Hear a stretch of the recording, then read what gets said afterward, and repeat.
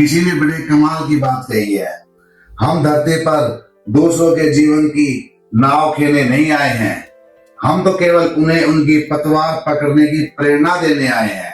नमस्ते साथियों, अनिल जी की कहानी सुनाता हूँ। अनिल जी की 65 वर्ष की उम्र हो चुकी थी। बड़े चिड़चिड़े हो गए थे, गुस्से हो गए थे और दिन प्रतिदिन उनका व्यवहार बदल रहा था। बच्चों को बात बात पर डांट देना, बिल्कुल चिड़चिड़ापन उनके स्वभाव में आ चुका था। घर वाले इतने परेशान रहते थे, बोलते थे कि पापा को ये क्या हो गया है।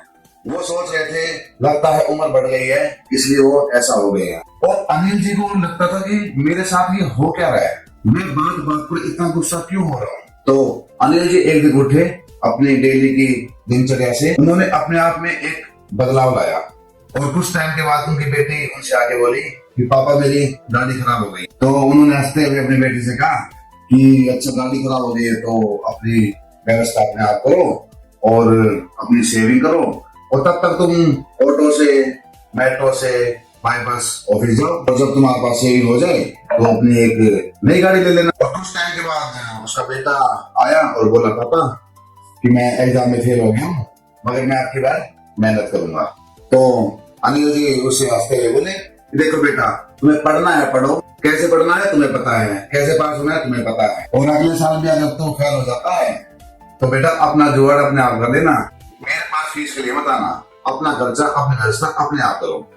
बेटा चुपचाप वहां से चला गया। कुछ दिनों के बाद उसकी बीवी उसके पास आती है और बोलती है सुनो जी, मुझे मायके जाना है, 1 महीने के लिए जाना है, मेरा यहाँ पर मन नहीं लगता, मैं बोर सी हो गई हूँ। अनिल जी ने अपनी बीवी को भी हंसते हुए मुस्कुराते हुए बोला हाँ जाओ, तुम्हें जितने दिन रहना है उतने दिन जाओ, 1 महीना जाओ, 15 दिन जाओ, 1 महीना जाओ, मैं तुम्हारी टिकट करा देता हूँ।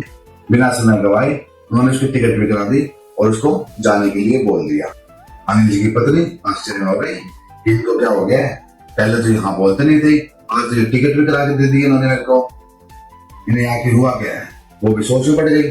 शाम को अनिल जी की बहन का फोन आ गया, उसने कहा कि भाई मुझे घर पे आना है और मैं यहाँ पर रुकूंगी कुछ दिन। अनिल जी बोले आओ बहन आओ, बिल्कुल आओ, तुम्हारा घर है, इसमें पूछना क्या है, नीचे वाला रूम खाली है उसमें तुम रहो, तुम्हारा जब तक मन है तुम तब तक रहो। अनिल जी के फैमिली वाले सब टेंशन में आ गए कि आखिर इनको हुआ क्या है। अनिल जी का कुछ दिन तक व्यवहार ऐसे चलता रहा, उन्हें कुछ फर्क नहीं पड़ता था कि क्या हो रहा है, कुछ हो रहा है, जो होना है होने दो।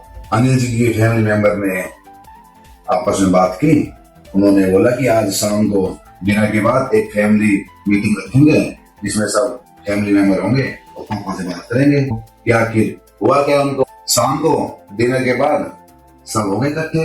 पहले बेटी बोली कि पापा आपको हुआ क्या है। बेटी बोली पापा आप तो ऐसे बिहेव कर रहे हो जैसे कि आपको कुछ फर्क नहीं पड़ता। उनका बेटा ही बोला कि पापा आप तो हमसे बिल्कुल ही डिस्कनेक्ट हो गए हो, आपको कुछ फर्क नहीं पड़ता। अनिल जी की वाइफ भी बोली कि पहले आप कभी मुझे मायका भेजते नहीं थे, अब तुम कह रहे हो कि 2 दिन जाओ, 15 दिन जाओ, 1 महीने जाओ, अभी तबीयत ठीक है, आपको कुछ हुआ तो नहीं है, डॉक्टर के पास दिखाया था क्या अपने। सारे फैमिली मेंबर टेंशन में और अनिल जी अपने टेबल में बैठ के उनकी बातें सुन रहे चुपचाप। उन सब की बातें सुनकर अनिल जी ने सबसे कहा अरे भाई मैं किसी से नहीं मिला, ना मैं डॉक्टर से मिला, मैं सिर्फ अपने आप से मिल लिया हूँ। अनिल जी बोले मैंने शास्त्रों में पढ़ा है सब यहाँ पर अपने कर्मों का फल भोग रहे हैं, फिर भी मैं तुम सब लोगों के लिए सोच रहा था, तुम लोगों की चिंता कर रहा था, तुम लोगों की सोच सोच के मैं बीमार पड़ गया, गुस्से हो रहा था, चिड़चिड़ा स्वभाव हो गया था मेरा, रात को मुझे 2-2 घंटे नींद नहीं आती थी, तुम लोगों की इतनी चिंता करता था मैं।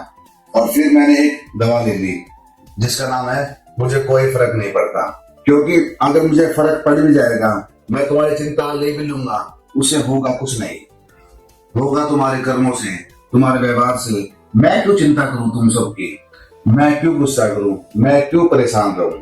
तुम भी तो कुछ सोचते होगे, तुम्हें जैसा जीवन जीना है तुम जियो, तुम्हें जो अच्छा लगता है तुम करो। मैं यहाँ पर तुम्हारी नाव को खेने नहीं आया हूँ, मैं तो सिर्फ ये कहता हूँ कि तुम पतवार को पकड़ लो, मैं तो सिर्फ प्रेरणा देने आया हूँ। इतना सब सुनकर घर वालों की आंखें नम हो गई और बोले कि पापा आप ऐसा क्यों कह रहे हो। अनिल जी ने कहा नहीं बेटा, यही सत्य है, हर आत्मा अपने कर्मों की स्वामी है, सबको अपने कर्मों का फल भुगतना है। मैं सोच कर यूं ही परेशान हो रहा हूँ, सोच सोच के मैं तो अपने आप का ही नुकसान कर रहा हूँ। बहुत छोटी सी कहानी है, जो अपने के बारे में सोच सोच के इतने परेशान रहते हैं, उनकी चिंता करते हैं, अपना ही नुकसान करते हैं। हमें कई बार उन पर भरोसा करना चाहिए, उनको भी अपने हाल पर छोड़ देना चाहिए, ताकि वो भी तो समझे कि जीवन जीना क्या होता है। तो ये थी आज की अनिल जी की कहानी। जो 50+ के हो चुके हैं, वो मैं उनसे एक ही बात कहूंगा कि अब अपने बच्चों की, अपने आसपास के रिश्तेदारों की टेंशन लेना छोड़ दें। अपना सोचे, अपना खाएं, अपना पिए, सब यहीं पर रह जाना है। सबने अपने जो भी कर्म किए है उसके हिसाब से फल मिल जाएगा। तो मेरे अंकल जी, ताऊ जी, चाचा जी, पापा जी, आप सब मस्त होके रहो। अब आपकी उम्र टेंशन लेने की नहीं है, अब आपकी उम्र हंसने, खेलने, घूमने फिरने की है। दोस्तों, अगर कहानी अच्छी लगी है तो कमेंट बॉक्स में कमेंट जरूर करके जाना और वीडियो को लाइक करना, शेयर करना। मिलते हैं एक नई कहानी के साथ नेक्स्ट एपिसोड में। तब तक के लिए शुभ रात्रि।